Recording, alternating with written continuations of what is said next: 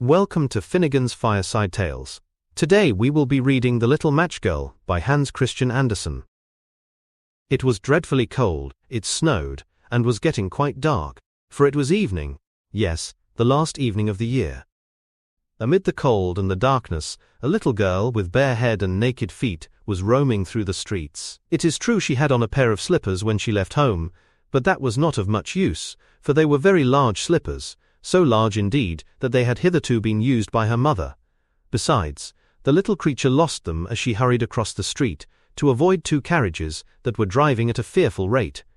One of the slippers was not to be found, and the other was pounced upon by a boy, who ran away with it, saying that it would serve for a cradle, when he should have children of his own. So the little girl went along, with her little bare feet, that were red and blue with cold. She carried a number of matches in an old apron, and she held a bundle of them in her hand. Nobody had bought anything of her the whole livelong day, and nobody had even given her a penny. She crept along, shivering with cold and hunger, a perfect picture of misery. Poor little thing. The snowflakes covered her long flaxen hair, which hung in pretty curls round her throat, but she heeded them not.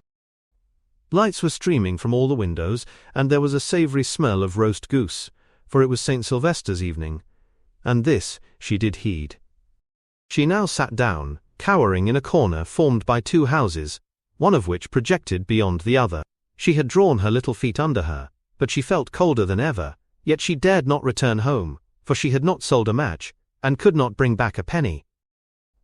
Her father would certainly beat her, and it was cold enough at home besides, for they had only the roof above them, and the wind came howling through it, though the largest holes had been stopped with straw and rags. Her little hands were nearly frozen with cold. Alas, a single match might do her some good, if she might only draw one out of the bundle and rub it against the wall, and warm her fingers. So at last she drew one out. Whisht! How it shed sparks and how it burned! It gave out a warm, bright flame, like a little candle, as she held her hands over it. Truly, it was a wonderful little light. It really seemed to the little girl as if she was sitting before a large iron stove, with polished brass feet, and brass shovel and tongs. The fire burned so blessedly, and warmed so nicely, that the little creature stretched out her feet to warm them likewise, when lo! The flame expired, the stove vanished, and left nothing but the little half-burned match in her hand. She rubbed another match against the wall. It gave a light, and where it shone upon the wall, the latter became as transparent as a veil, and she could see into the room. A snow-white tablecloth was spread upon the table, on which stood a splendid china dinner service. A roast goose, stuffed with apples and prunes, sent forth the most savoury odour. And what was more delightful still, the goose jumped down from the dish, and waddled along the ground with a knife and fork in its breast, up to the poor girl. The match then went out, and nothing remained but the thick, damp wall. She lit another match. She now sat under the most magnificent Christmas tree, that was larger, and more superbly decked, than even the one she had seen through the glass door at the rich merchant's. 1,000 tapers burned on its green branches, and gay pictures, such as one sees on targets, seemed to be looking down upon her. The match then went out. The Christmas lights kept rising higher and higher. They now looked like stars in the sky. One of them fell down, and left a long streak of fire.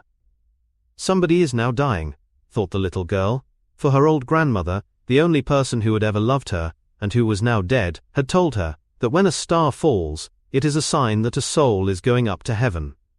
She again rubbed a match upon the wall, and it was again light all round, and in the brightness stood her old grandmother, clear and shining like a spirit, yet looking so mild and loving. "Grandmother," cried the little one, "oh, take me with you! I know you will go away when the match goes out, you will vanish like the warm stove and the delicious roast goose, and the fine large Christmas tree."